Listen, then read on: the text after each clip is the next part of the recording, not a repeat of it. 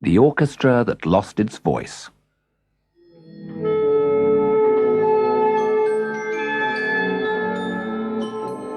In the heart of a large city, in a round building, in a room with chandeliers and 1,000 folding red seats, a famous orchestra plays every night.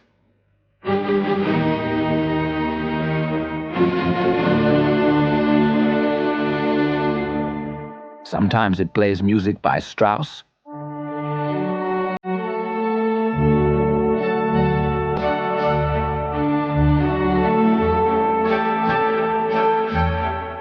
and sometimes it's by Glenn Miller.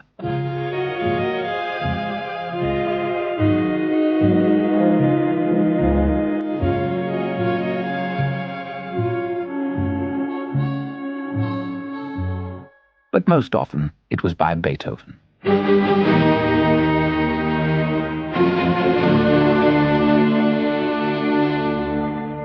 The musicians of the Royal Symphonic have been playing in the concert hall since they were young, and most of them are old now, with thinning hair and knobbly fingers. But every evening they play, and every night they pack away their instruments in the big cupboard under the stage. It's dark and quiet, though sometimes the great double bass snores and the flute talks in her sleep. But it was very different on the night of the storm. Shortly after midnight, the orchestra was woken by tinkling, rattling, and banging. "There's another orchestra out there," cried the snare drum. "I can hear banging." The triangle chimed in. "And I can hear another triangle." "Other instruments are doing our job," screamed the first violin. "We'll soon see about that," said the kettle drum. He rolled his great weight against the doors of the cupboard, and they burst open with a splintering of wood. The tambourine rolled over to the wall switches, and the concert hall was flooded with light. But there was no other orchestra. There was not an instrument in sight. The concert hall was playing a music of its own. The windows were rattling in their frames, while raindrops plinked on the glass. The chandeliers trembled, and the great doors at the back of the hall banged with every gust of wind. A draught as sharp and icy as a note on a piccolo whipped along the corridor and under the seats. The radiators were off, so it was very cold. And worst of all, a skylight had been left open, and rain was driving through onto the unhappy instruments below.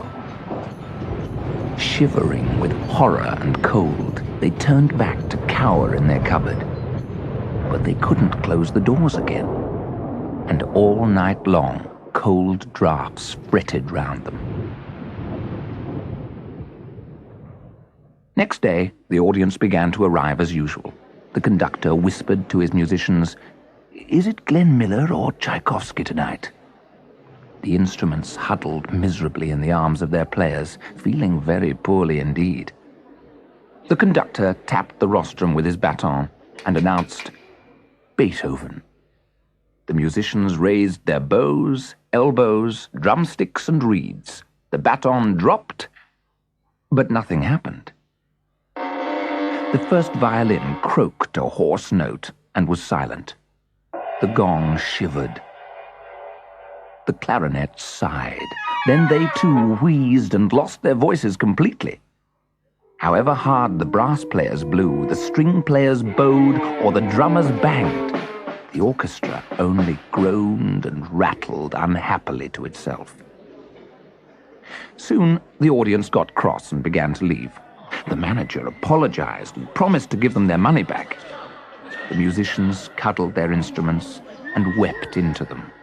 Big, salt tears that made matters rather worse. "I thought man felt cold this evening," sobbed the French horn player, polishing the chilly brass.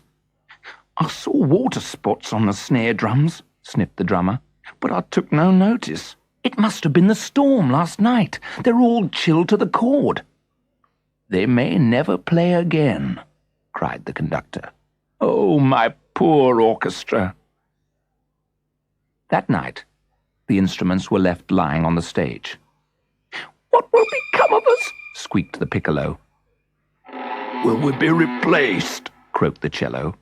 Will others take our place under the stage? Snuffled the tuba. The next day was bright and sunny. A bus arrived at the concert hall at 12 o'clock, and all the sickly instruments, wrapped in blankets and rugs, were gently carried out of doors by the musicians. Many had not been out of the concert hall for years. The sun dazzled on the silver section. The bassoon blinked its chrome keys. Outside the bus window, a symphony of colors flashed by. Are we going to be sold? Groaned the cello. Or scrapped, wheezed the concert concertina tearfully. Or burned? Screamed the violins. Buried? Guessed the bassoon. Here will do, said the conductor who was driving the bus. Here will do nicely. He had stopped in the middle of the city park, between an ice cream van and a pile of deck chairs. Everyone got out. The sun dappled through the trees. Birds sunbathed sleepily on the railings. People slept with handkerchiefs over their faces. Everywhere was warm and sweet-smelling. The musicians all sat down in deck chairs and let the sunlight dry out the drums, violins and the xylophone, the cello, clarinets and horn, the cymbals, tambourine and rusty triangle. The instruments steamed in the hot sun. Then the conductor tapped his baton and whispered, "Ladies, gentlemen, Beethoven."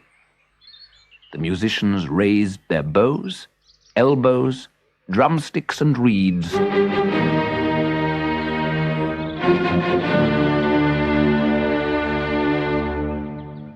A lazy flock of pigeons flew out of the trees, and a happy crowd gathered to listen to the first free concert ever given by the Royal Symphonic Orchestra in the city park.